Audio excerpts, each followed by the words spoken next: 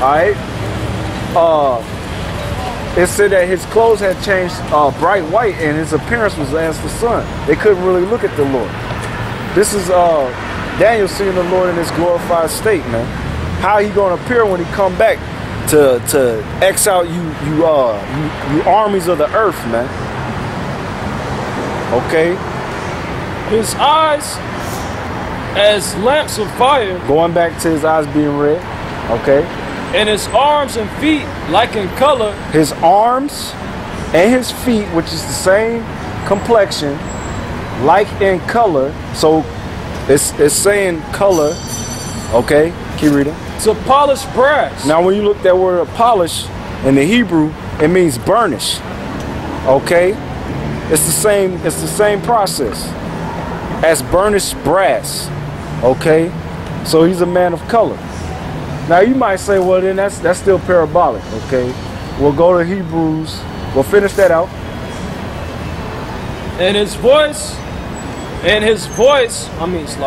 the words of his voice of his words like the voice of a multitude. Great multitude, like many waters. Like if you ever been to the beach, that's how you know when the waves hitting the beach, how loud it is. That's how powerful the Lord's voice was, man. He wasn't that effeminate, pedophile looking, faggoty ass image that they put in these movies, man. Talking with a British accent, talking about, and the Lord saith, and thou, woe unto you, Capernaum. The Lord wasn't talking like that. He was loud, man. Better yet, get Mark chapter 4, start at the top to prove that. Okay? Because he didn't have mics, you know.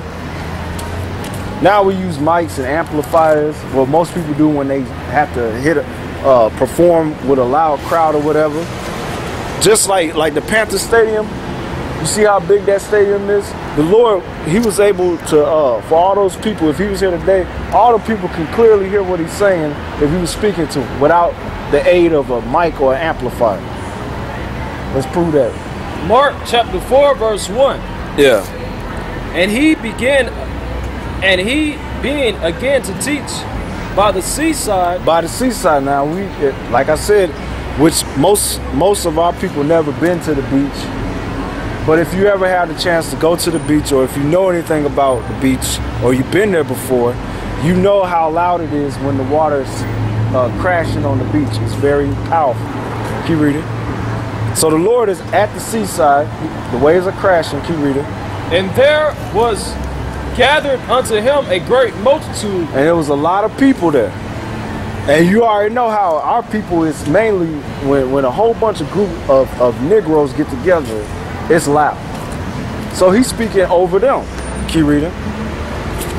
So that he entered into a ship and set in the sea, and the whole multitude was by the sea on the land. And he taught them many things by parables and said unto them, that's all I want. In my doctrine. That's right. So there it goes again. So while he was in the boat in the midst of the sea with the waves crashing and Jake being loud on the seashore, everybody was still able to hear him because he was speaking with such power. So you know, in Revelations, what we got in Revelations chapter 1, verse 13 through 15, and Daniel's 10, verse 5 and 6, that is describing who the world really calls Jesus Christ. So you got those two witnesses. Okay? Now, what tribe did the Lord come from? Get Hebrews chapter 7, verse 14.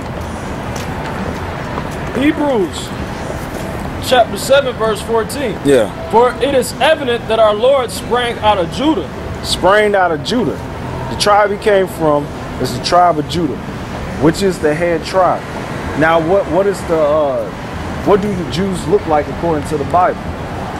First, give me Acts. Yeah. Give me Acts chapter. We're gonna go to Jeremiah, but give me Acts chapter. I want that one where it talks. Chapter. We'll talk about, I think it's chapter 13.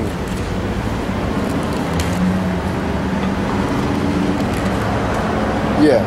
Give me Acts chapter 13, verse 1. Now, if you know the history, at the time that the Romans was ruling,